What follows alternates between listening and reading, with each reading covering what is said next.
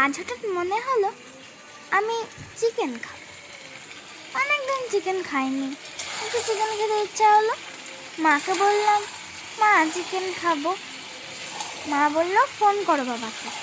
বাবাকে ফোন করলাম চিকেন আনতে। তারপরে বাবা রাত্রে চিকেন নিয়ে আসলো। মা রান্না করছে এখন চিকেনটা, আর আমি মায়ের পাশে দাঁড়িয়ে আছি। কখন মাংসটা হবে, কখন একটুখানি খাবো, এই চিন্তা নেই। তো মাংস হওয়ার পরে এখন মা রুটি বানাচ্ছে।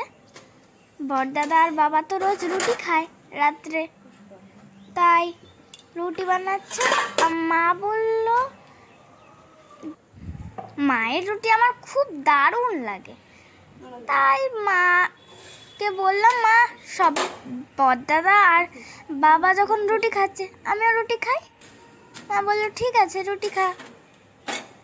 মা রুটি বানায় এমনি সময় রুটি খেতে আমার খুব ভালো লাগে। সস দিয়ে খাই, তারপর গুড় দিয়ে খাই। মা গুড়ও বানায়, অনেক সময় ডিম দিয়ে সস দিয়ে রোল বানিয়ে খাই। মায়ের রুটি প্রায় বানানো হয়ে গেছে, এবার আমি খাবো।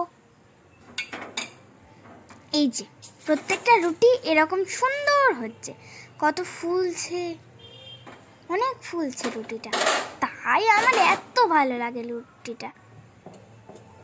এই রুটিটাও ফুলবে খুব। ওয়াও, কত সুন্দর করে ফুলে গেল। আমার রুটি খুব ভালো লাগে মায়ের হাতে। এই তো এবার আমি চলে এসেছি, এবার খাবো।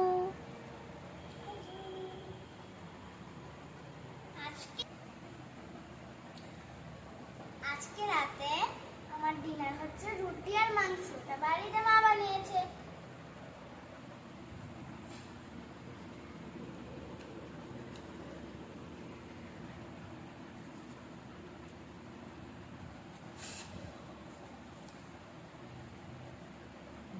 কেউ পারে না।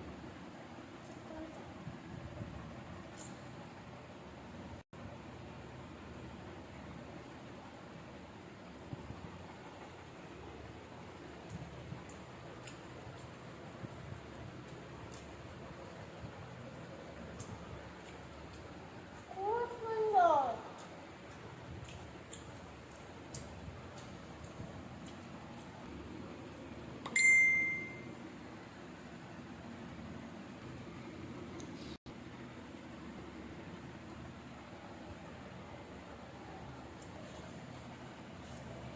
আমার মায়ের স্পেশাল রুটি, এমনি খেতেও ভালো লাগে। এমনি খায় না, ওটা দিয়ে খাও। আমার তো এমনি বেশি ভালো লাগে। ভালো লাগছে? তুমি একটু ভাত খেতে পারতে তো। না, আমার রুটি ভালো লাগে মাংসের সাথে। আচ্ছা, মাংসের সাথে রুটি খেলে হয়, ওই রুটিটা আগে মাংস দিয়ে খাওয়া হলে তারপরে মাংস ইচ্ছা মতো খেতে পারে, কিন্তু ভাত খেলে তো আগে মাংস খেয়ে নিয়ে হবে। আচ্ছা, পেট ভরে খাও। আরেকটা রুটি দেবো কিন্তু। ঠিক আছে। দুটো, আরেকটা, তিনটে। হ্যাঁ, তিনটে খেতে পারবে তো আজকে? হ্যাঁ। Good girl. এই তো একা একা খেতে পারছে আসে না। তো কেমন লাগলো আমার ব্লগটি? ভালো লাগলে লাইক, কমেন্ট